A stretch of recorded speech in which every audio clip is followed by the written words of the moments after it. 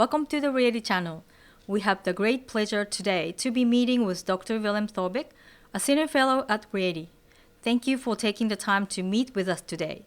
He will talk about his new research on East Asian and European firms, comrades or competitors.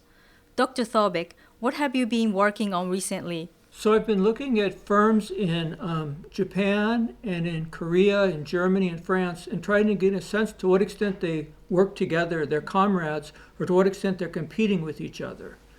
And so basically the method I've been using is to look at exchange rates and how they're affecting firms. So if they're competing, say if the Japanese yen appreciates, and if Japan is competing with firms in other countries, that would hurt the profitability of Japanese firms. They would be able to sell less abroad. They would have to charge, they would receive less revenues in yen, so that would harm them if they're cooperating. So if the yen appreciates and if Japan is purchasing capital goods or purchasing parts and components or other goods, that would benefit Japan. So if they're looking at how the exchange rate affects firms in a country, you can get a sense of whether they're primarily competing or primarily cooperating. And so what I did is I looked at how exchange rates affect stock returns. So the stock return is a measure of the profitability of a firm. So say if an exchange rate appreciation ends up benefiting, say, Toyota, that means Toyota's cooperating. Toyota's purchasing parts and components from other countries. On the other hand, if an exchange rate appreciation harms Toyota, that means they're primarily competing. So that was my basic strategy with this work.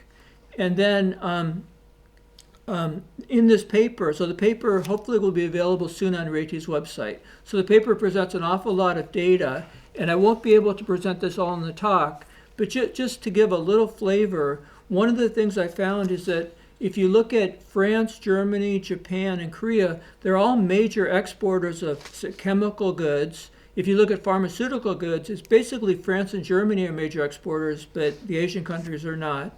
If you look at vehicles, they're all major exporters. Also, if you look at machinery, they're all major exporters. And for vehicles, they're all major exporters. On the other hand, if you look at imports, you see machinery imports are important, which suggests that there's a lot of cooperation. So Germany would be importing machinery from France or from Korea. So it suggests there's a lot of cooperation. In addition, chemical imports are important for all countries, and service imports are especially important for France and Germany, a little bit less so for Japan. And so what we see if we look at overall trade, we find that France runs a deficit in goods imports. So France purchases a lot more goods than it sells. It has a deficit of about 3% of GDP. On the other hand, Japan runs a surplus of about 1.9%. Korea runs a surplus of about 4.5% of GDP, and Germany runs a surplus of about 9%. So in terms of goods, it seems like France has kind of lost its comparative advantage in producing goods, whereas Germany has a very strong comparative advantage, and Japan has a fairly strong comparative advantage. So there's detailed data in the paper for people who want to look at this. Then what I did is I looked at specifically how stock returns in many sectors were affected by exchange rate changes. And so one of the things that sort of surprised me, so starting if we look at France, what I found out of 33 different sectors, 20 sectors benefit when the euro becomes stronger relative to the yen. So if you think of France firms as competing with Japanese firms, then when the euro becomes stronger, they would lose competitiveness.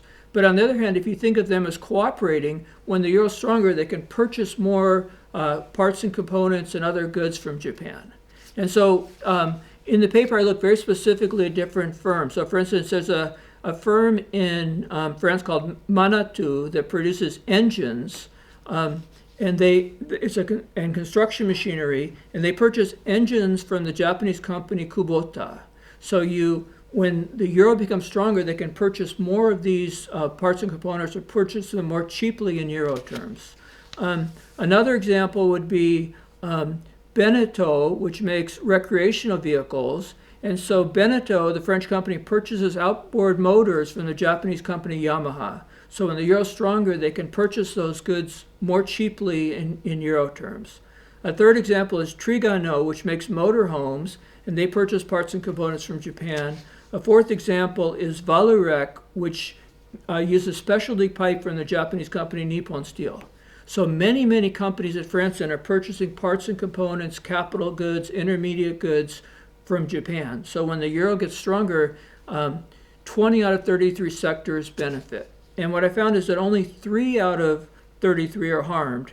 So one of these is software, one of these is cosmetics. So that suggests there's a lot of cooperation between French firms and Japanese importers.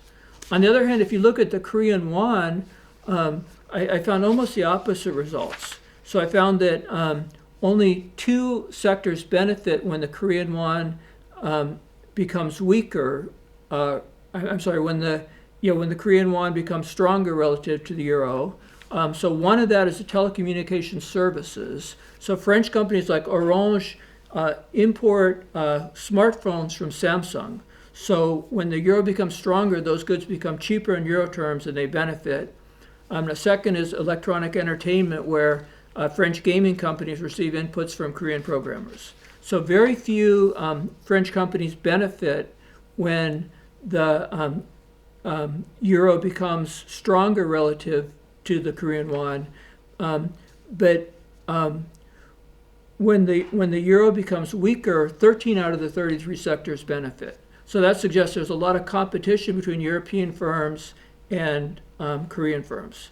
The results are almost the same for Germany, where 60% of the sectors benefited when the euro gets stronger relative to the Japanese yen, suggesting there's a lot of inputs from Japan going to Germany, and no sectors were harmed when the euro got stronger relative to the yen, suggesting the competition is not as intense as we would have thought. And then the results are almost the opposite for the Korean won, where many sectors in Europe benefit when the euro gets weaker relative to the won. So that suggests there's a lot of cooperation between Japanese firms and European firms, a lot of competition between Korean firms and European firms. So finally, let me talk about what we saw in Korea. So we think of Korea and Japan as competing a lot, but what I found is that 9 of the 36 sectors in Korea gain when the yen appreciates. I found that 9 of the 36 sectors gain when the won gets stronger relative to the yen. So that suggests there's a lot of inputs from Japan going to Korea. And on the other hand, when you look at the Korean won relative to the euro, many sectors in Korea benefit when they gain competitiveness relative to the euro.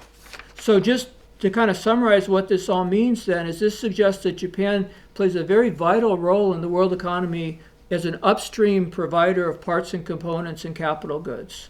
So many companies in other countries benefit when their currency gets stronger relative to the yen, because they can import more parts and components, capital goods, intermediate goods from Japan. On the other hand, it suggests there's a lot of competition between European firms and Korean firms. So then I try to think, well, what implications does this have, say, for France? And what we see is that France has gone through this process of deindustrialization. They've become much less strong in manufacturing, much less complex. And so I thought one thing France could do would be to try to attract foreign direct investment from Japan. So Japan has a history of transmitting a package of capital goods, managerial skills, technological knowledge. So if France could attract Japanese companies, they could gain some of those benefits. And one of the things that France could do is they have a very high and distortionary tax regime. So if they could simplify their taxes, make it less distortionary, that would make it more attractive for Japanese companies. Another thing is that France has very difficult problems with education. There are certain sectors where it's mainly immigrants, their education is very, very bad. And if they could somehow deal with those issues so that the educational level improved, that would attract FDI. Another thing this work suggests is there's close cooperation between Korean and Japanese firms. So a lot of times the Korean and Japanese governments are in conflict, but the firms are sometimes working closely together. So this suggests that it would be worthwhile considering a free trading agreement between Korea and Japan in order to try to allow firms to benefit from trading with each other. So you chose Germany, France, Japan, and South Korea for your study. And why did you choose these 4 particular countries? Okay, that's a very good question. So France and Germany are the 2 largest economies in Europe, so those seem like a natural choice. And Japan and South Korea are the 2 most advanced countries in East Asia, so they seem like a natural choice. So recently there's an argument as whether the depreciation of the yen is good or bad for Japan. What is your opinion of this situation? So I think that's a very good question. So what we see is that companies like Toyota benefit very much from a weak yen. And it's not so much because it's increasing their exports anymore, because they've outsourced a lot of the production of, say, lower-end vehicles abroad. And now they're exporting mainly higher-end vehicles from Japan. So their exports don't seem to respond to the exchange rate, but their profitability responds a lot. So when you repatriate profits from the rest of the world, what we find is that yen value increases. So I think for corporate Japan, for many parts of corporate Japan, the weak yen is very, very good. On the other hand, if you look at, say, the pharmaceutical industry, it's not very good because they import a lot from abroad. So when the yen is weak, they can import less. Also, the employment effect might not be as strong if exports are not generated. So I think it's something we need to study carefully. But if you just look at, say, Toyota, the very large manufacturing companies, I think it's good for them, for their profitability. Okay, so it depends on the sectors you're talking Sectors, about. yeah, definitely. Okay, Yeah. okay, thanks. And finally, have any policy proposal developed out of your current research for countries including Japan? So actually the question that this research led me to, which I don't actually have a concrete policy proposal, but one thing we see in France is their luxury sector is very, very strong. So if you look at, say, Louis Vuitton, which is a luxury French brand, they can sell an ordinary backpack for 2,000 euros, which would be like more than 200,000 yen.